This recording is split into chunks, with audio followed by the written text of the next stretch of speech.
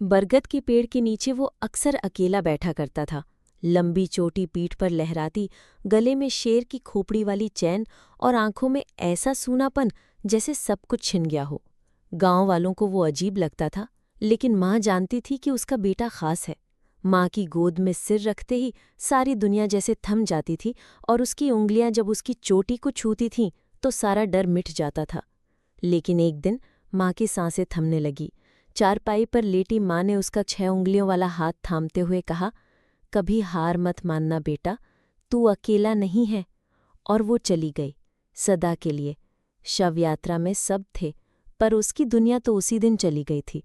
वो चुपचाप पीछे चलता रहा, आंखों में आंसू तक नहीं बचे थे। रात को वो जंगल गया, गुस्से में पेड़ों पर घूंसे बरसाए, खून बहा, लेकिन मन का दर्द नहीं निकला।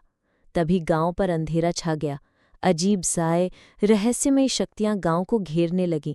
सब डर गए, मगर वो, जिसने खुद से हार मानी थी, अब सबके लिए ढाल बनकर खड़ा हो गया।